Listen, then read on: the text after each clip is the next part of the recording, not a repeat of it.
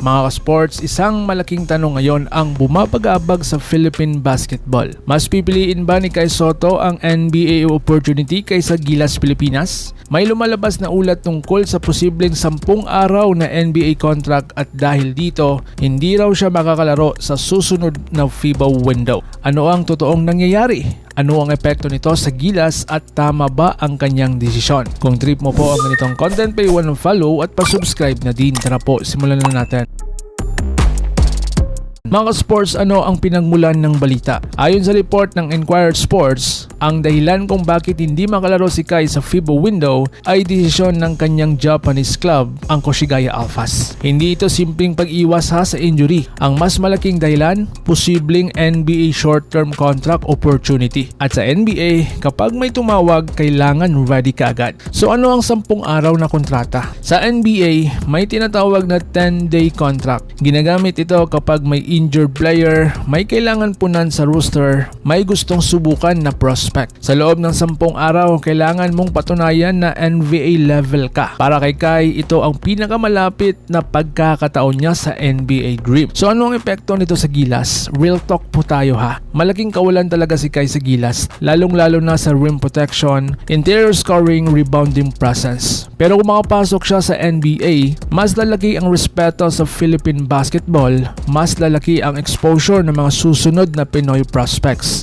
Short-term loss, long-term gain. So dito naman tayo sa mga reaksyon ng fans. May isang netizen pa na nag-comment, unahin daw ang bansa. May isang din nagsabi na NBA opportunity yan, minsan lang yan. Mga ka-sports, ang career ng atleta ay maikli. Ang oportunidad ay hindi laging bumabalik. So ngayon mga ka-sports, wala pang official na NBA contract. Possibility pa lang daw ito.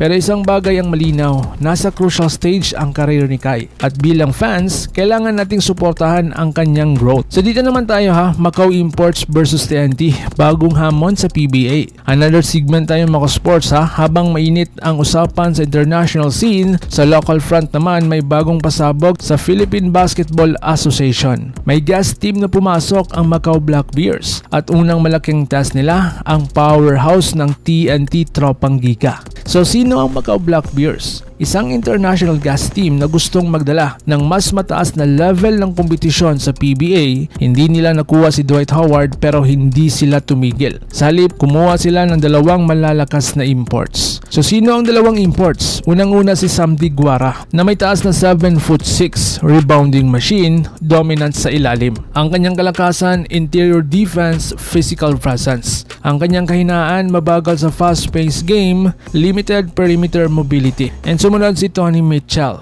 dating NBA player, high flyer, athletic forward. Naglaro na rin bilang import sa Pure Food Star Hotshots and Lex Road Warriors. Ang kanyang kalakasan, athleticism, transition offense, highlight plays. So, ano ang import rule sa PBA? Kung sa PBA ka, isang import lang ang pwedeng gamitin kada laro. Hindi sabay sina Diguara at Mitchell. Limited ang pagpapalit maliban sa injury. Kaya strategy ang magiging susi. So, Macau versus TNT analysis. Ang TNT ay kilala sa fast-paced offense, versatile import, strong perimeter attack. Kung si Diguara ang gamitin, may interior dominance pero posibleng ma-expose sa mabilis na laro. Kung si Mitchell, mas bagay sa run and gun, mas makakasabay sa TNT tempo. Ito ay magiging chess match. So ano ang maaaring mangyari? Posibleng inside-out battle, transition heavy game, tactical import rotation. Ang laban nito ay hindi lang basta laro. Isa itong strategic showdown. So mga ka-sports, international front, Kai Sotto, NBA watch. Sa local front naman, Macau versus TNT showdown. Dalawang malaking storyline sa Philippine basketball ngayon. At parehong itong may long-term impact sa liga at sa kinabukasan ng sport sa bansa.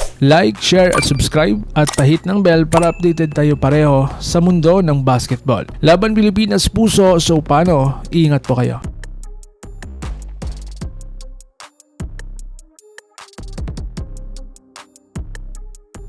Mga ka-sports, kung hilig ninyong bumili ng mga Gilas jersey, Gilas accessories at mga gamit na pang basketball, Habang nanonood po kayo sa aking mga videos, kindly check this basket on this lower part ng ating video at magpa-pop up yung ating mga items sa gilid. Mga legit po yung mga items dyan, and see to it po na makabili po kayo ahead of time kasi meron po yung mga discounts and mga promos depende po sa seller. And also, kunting suporta din as a content creator po. Salamat!